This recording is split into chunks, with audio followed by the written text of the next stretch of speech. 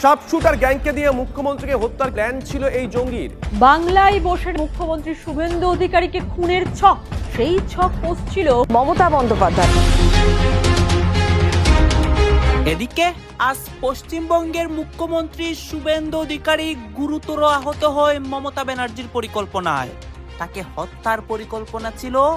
এই মুহূর্তে হাইকোর্ট মমতা ব্যানার্জির ভয়াবহ শাস্তি দিয়েছে। ভারতের পশ্চিমবঙ্গের মুখ্যমন্ত্রী শুভেন্দু অধিকারকে হত্যার পরিকল্পনার অভিযোগে এক মুসলিম যুবককে গ্রেপ্তার করেছে রাজ্যের স্পেশাল টাস্ক ফোর্স। নতুন আপডেট, চমকে দেওয়ার মতো আপডেট। কালীঘাটপন্থী মমতাপন্থী তৃণমূল কংগ্রেসের এক চালে সেই 17 জন সাংসদের বিপদ দেখে আসছে। সাংসদ পদ খারিজ হয়ে যেতে পারে তাদের। যে দম্ভ নিয়ে একজন প্রভাবশালী নেতা বলেছিলেন, এমন শাস্তি দেব 3 পুরুষ মনে রাখবে। আজ সেই দম্ভ চূর্ণ বিচীর্ণ হয়ে গেছে। অহংকারের ফানুস ফুটো করে দিয়েছে খোদ সুপ্রিম কোর্ট। ভারতের সর্বোচ্চ আদালত এমন এক যুগান্তকারী রায় দিয়েছে যা পশ্চিমবঙ্গ রাজ্যের পুরো রাজনৈতিক সমীকরণকে এক লহমায় উল্টে পাল্টে দিয়েছে। যে সেদিনের শুভেন্দু অধিকারীর সঙ্গে ঋতব্রত বন্দ্যোপাধ্যায়ের সাক্ষাৎটা আসলেই এই নতুন তৃণমূলের সলতে পাকানোর দিন ছিল। মমতা তৃণমূলে আরো ভাঙন, লোকসভার আরো 2 সাংসদের শিবির বদলের সম্ভাবনা, এনসিপিআই এ আরো 2 সাংসদের যোগ দেওয়ার সম্ভাবনা। মাননীয় মুখ্যমন্ত্রী শুভেন্দু অধিকারীর প্রাণনাশের ভয়ঙ্কর পরিকল্পনাকারী যে জঙ্গি ধরা পড়েছে। মুখ্যমন্ত্রী শুভেন্দু অধিকারীকে চিরতরে শেষ করার পরিকল্পনা চলছে। অসংখ্য আসামিও গ্রেপ্তার হয় আজকে শুভেন্দু অধিকারীর উপর আক্রমণ হওয়ার কারণে।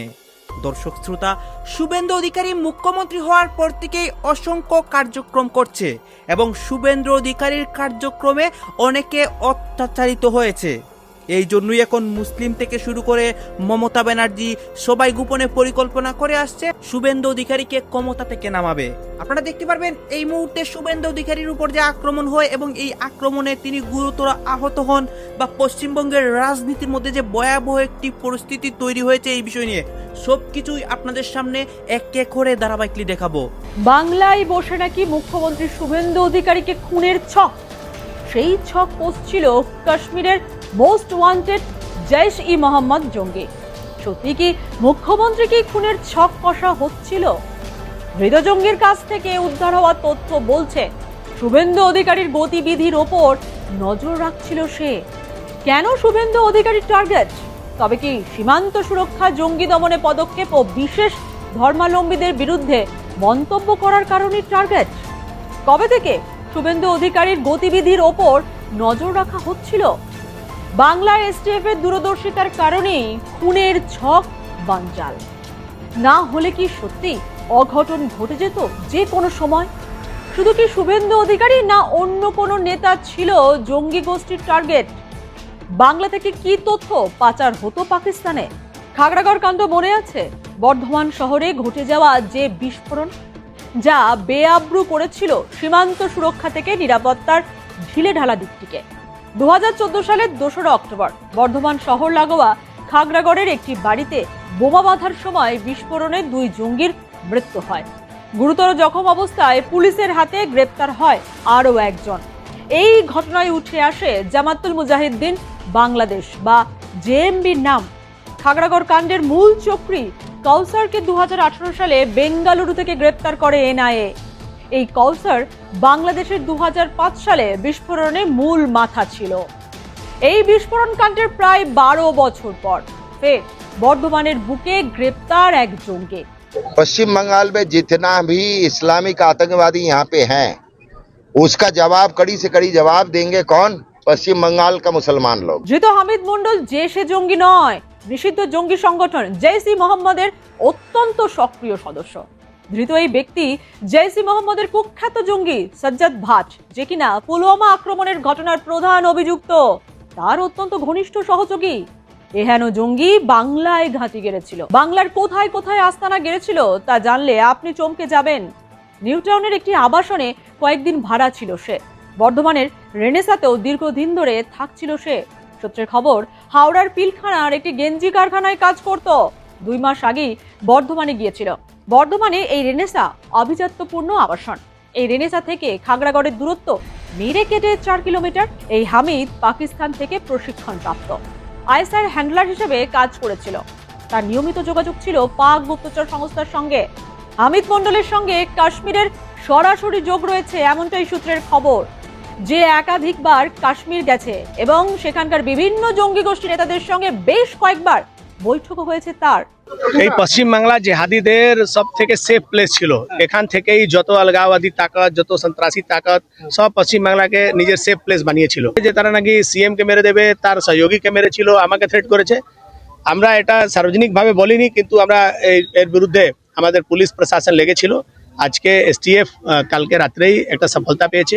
এর সঙ্গে যত লোক যুক্ত আছে, যত লোক এদেরকে সাপোর্ট করতো, সব লোক চিহ্নিত হবে। পিলখানা, শিবপুর, মটিয়াবুরুজ, খিদিরপুর, এখান থেকেই তো পাবে। আর কোথা থেকে লোক পাবে? আপনি দেশের বিরুদ্ধে যদি অ্যাকশন নিতে, কোনো কাজ করতে হবে, সেখানে আপনি কোথা থেকে লোক পাবেন? এর সঙ্গে যারা যুক্ত আছে তাদেরকে আমরা এক একজনকে চিহ্নিত করব, আর তাদেরকে ঠিক জায়গাতে যেখানে পৌঁছে দেওয়ার সেখানে পৌঁছাবো। ক্ষমতার অহংকার আর আইনের শাসন, এই দুয়ের মধ্যে যখন সংঘর্ষ হয়, তখন রাজনীতির ময়দানে এমন কিছু দৃশ্য তৈরি হয় যা কোনোদিন ভোলার নয়। যে দম্ভ নিয়ে একজন প্রভাবশালী নেতা বলেছিলেন, এমন শাস্তি দেব 3 পুরুষ মনে রাখবে। আজ সেই দম্ভ চূর্ণ বিচীর্ণ হয়ে গেছে। অহংকারের ফানুস ফুটো করে দিয়েছে খোদ সুপ্রিম কোর্ট। ভারতের সর্বোচ্চ আদালত এমন এক যুগান্তকারী রায় দিয়েছে যা পশ্চিমবঙ্গ রাজ্যের পুরো রাজনৈতিক সমীকরণকে এক লহমায় উল্টে পাল্টে দিয়েছে। যে মানুষগুলো ভেবেছিল ক্ষমতার জোরে বিরোধী স্বরকে চিরতরে স্তব্ধ করে দেবে, আজ তাদের নিজেদের মুখেই তালা পড়ে গেছে। কিন্তু কিভাবে ঘটলো এই রাজনৈতিক ভূমিকম্প? কে সেই ব্যক্তি যার একটা সামান্য পদক্ষেপ পুরো রাষ্ট্রযন্ত্রকে প্রশ্নের মুখে দাঁড় করিয়ে দিল?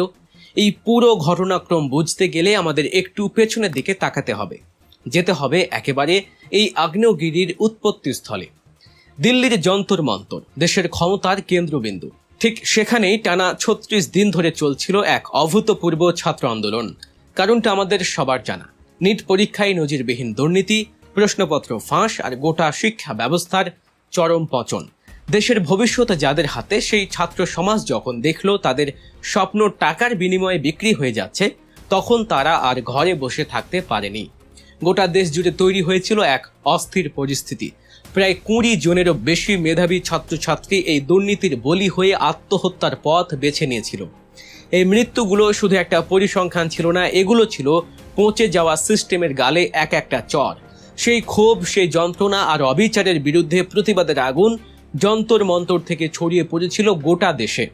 আর সেই আগুনের আঁচ এসে পড়ে কলকাতার রাজপথেও। ধর্মতলা পরিণত হয় প্রতিবাদের এক নতুন ভরকেন্দ্রে। বামপন্থী ছাত্র সংগঠন থেকে শুরু করে সাধারণ মানুষ, এমনকি ককরোচ জনতা পার্টি নামের রাজনৈতিক মঞ্চ থেকেও মানুষ রাস্তায় নেমে আসে। তাদের দাবি ছিল একটাই, দুর্নীতিগ্রস্ত শিক্ষা ব্যবস্থাকে পরিষ্কার করো, মেধার সম্মান ফিরিয়ে দাও। কিন্তু যে কোনো বড় গণ আন্দোলনে যেমন একটা অন্ধকার দিক থাকে, এখানেও তার ব্যতিক্রম হলো না। শান্তিপূর্ণ আন্দোলন হঠাৎ করেই মোড় নিল অন্যদিকে। ধর্মতলার বুকে চরম বিশৃঙ্খলা সৃষ্টি হলো, সাংবাদিকদের উপর আক্রমণ নেমে এলো। পরিস্থিতি এমন উত্তপ্ত হয়ে উঠল যে রাজ্য প্রশাসন তড়িঘড়ি করা পদক্ষেপ নেওয়ার সিদ্ধান্ত নিল। আর এখানেই শুরু হলো আসল বিতর্ক। পুলিশের জালে ধরা পড়ল 16 জন, কিন্তু প্রশ্ন উঠল, যাদের গ্রেফতার করা হলো তারা কি সত্যি দোষী, নাকি আসল অপরাধীদের আড়াল করতে বেছে বেছে কিছু নিরীহ মানুষকে বলির পাঁঠা বানানো হলো? কারণ এই গ্রেফতার হওয়া মানুষগুলোর দিকে তাকালে একটা অদ্ভুত প্যাটার্ন লক্ষ্য করা যায়।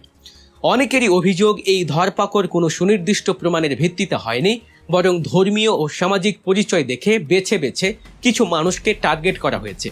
এই পুরো তল্লাশি আর গ্রেফতারি অভিযানের সব থেকে মর্মান্তিক এবং হাস্যকর উদাহরণ হলো সালমান নামের এক ছেলের গল্প। একটু ভেবে দেখুন তো, একটা ছেলে যার হাতে কোনো পাথর ছিল না, যে কোনো ভাঙচুর করেনি, সে কি করছিল? একটা বড় বস্তা হাতে নিয়ে সে রাস্তার উপরে পড়ে থাকা চায়ের ভাঁড়, প্লাস্টিকের বোতল আর নোংরা আবর্জনা কুড়িয়ে পরিষ্কার করছিল। যে ছেলেটা নিজের দেশের মাটিকে, আন্দোলনের জায়গাকে নিজের হাতে পরিষ্কার করছিল, প্রশাসন তার হাতেই পরিয়ে দিল হাতকড়া। কেন? নিজের দেশকে পরিষ্কার রাখাটা কি তবে অপরাধ, নাকি তার নাম বা তার সামাজিক পরিচয়টাই তার সবচেয়ে বড় অপরাধ ছিল? এই প্রশ্নের কোনো উত্তর পুলিশের কাছে ছিল না। আর ঠিক এই জায়গাতেই আসরে নামে দেশের সর্বোচ্চ আদালত। গত মঙ্গলবার সুপ্রিম কোর্ট থেকে যে রায় বেরিয়ে এলো তা আক্ষরিক অর্থেই রাজনৈতিক মহলে এক বিশাল ভূকম্পন তৈরি করল। আদালত 16 জনকেই জামিন দিয়ে দিল। কিন্তু শুধু জামিন দেয়াই শেষ কথা নয়। আইনজীবীরা যা জানালেন তা ক্ষমতার অলিন্দে বসে থাকা প্রভাবশালীদের জন্য এক চরম সতর্কবার্তা। সুপ্রিম কোর্ট স্পষ্ট ভাষায় বুঝিয়ে দিল যে সংবিধানের ঊর্ধ্বে কেউ নয়। কারো মুখের দিকে তাকিয়ে, কারো ধর্মীয় বা সামাজিক পরিচয় দেখে যদি বেআইনিভাবে গ্রেফতারের খেলা চলে, তবে দেশের আদালত চোখ বন্ধ করে বসে থাকবে না। এই রায় প্রমাণ করে দিল যে প্রতিবাদ করার অধিকার একটি গণতান্ত্রিক অধিকার। তাকে গায়ের জোরে, পুলিশের ভয় দেখিয়ে বা মিথ্যা মামলায় ফাঁসিয়ে দমিয়ে রাখা যায় না। আইনজীবীরা তো এও হুঁশিয়ারি দিলেন যে বিনা কারণে এই হয়রানির জন্য এবার খোদ পুলিশ প্রশাসনের বিরুদ্ধেই পাল্টা মামলা করা হতে পারে। বন্ধুরা, মাননীয় মুখ্যমন্ত্রী শুভেন্দু অধিকারীর প্রাণনাশের ভয়ঙ্কর পরিকল্পনাকারী যে জঙ্গি ধরা পড়েছে, তার তদন্তে আরও বিস্ফোরক সব তথ্য উঠে এসছে।